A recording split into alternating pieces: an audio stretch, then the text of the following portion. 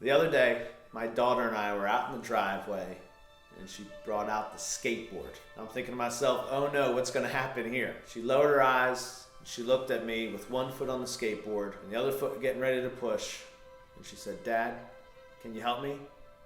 I said, Kylie, I can't help you. You gotta ride the skateboard on your own. And so she took her foot, put it on the board, pushed off, and the board flew ahead and she had nothing that she could do. She just sat there, sullen, upset that she couldn't ride the skateboard. I walked over, hopped on it, showed her how to push with one foot, and said, go ahead, Kylie, it's your turn again to try. She was being a typical 6-year-old and looked up to me and said, no, Dad, I want you to push me. I can't do it. And I looked down at her and said, yes, you can. How many times do our kids, do adults, do anybody look at us and say, I can't do it?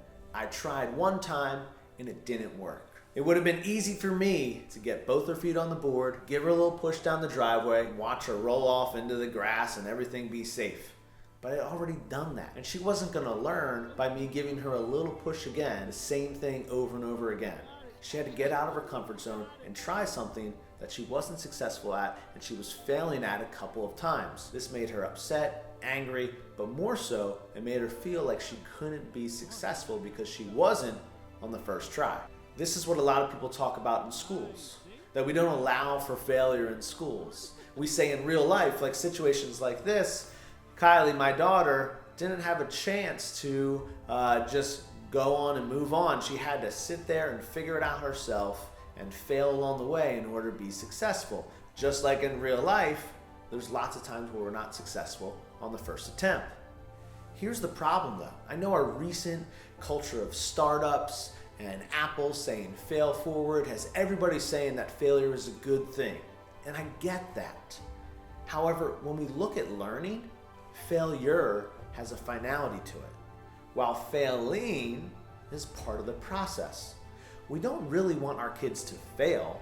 We want them to succeed through iterations, through making mistakes and having failings along the way, not just one failure that has them stop at the end of it. I often talk about skateboarding when I talk about the difference between failure and failing. There's a big difference. So if you're at a skate park and you fall down, it's celebrated. People expect you to fail and get back up and try again. In fact, your friends are there videoing, watching you fail time and time again. There's a video I show of a skateboarder falling 17 times before he lands the trick. It is both not only celebrated, but it's also praised and supported by everybody in the community that failing is part of the process of learning how to skateboard, learning a new trick, and getting back up and trying again. I was definitely a skater back in the day when I had some hair and I had my Jinko jeans and a chain, but one of the things I learned about being a skater is that failing is part of the process. And when you expect it to be part of the process, it's actually kind of fun. After my daughter and I finished our back and forth conversation, she got back up on her skateboard, gave a big push, hopped on both feet, and went down the driveway for about 5 or 6 feet before completely flying backwards, skateboard shooting out in front of her, and her falling down on her backside. She was really upset. She got up, she looked at me, she acted like it was all my fault, and I ran over to console her and tell her that was a great job. She had gone farther than she ever did before by herself.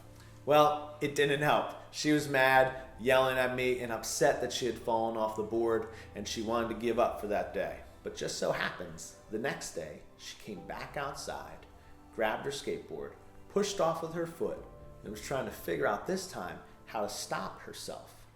You see, learning is contagious. If we allow the right environments to play, failing is part of the process. If the support is there, failing is what students, kids, and all of us need to do to ultimately get to a level of success in something that is hard, challenging, rigorous. Failing doesn't have a finality to it. It's part of the growth. Failure does. I know it's a very short and kind of minimal change between the two words, but think about how you use them when you're talking to kids, when you're talking to yourself, and it's going to impact the way we change our growth mindset from the fixed mindset. It's a small change to a powerful word, but I hope you never use the at the end of fail again, and always put the ing to make sure you keep on moving and and keep on finding success through those small iterations of highlighting and improving. Here's to failing the next time you want to learn something.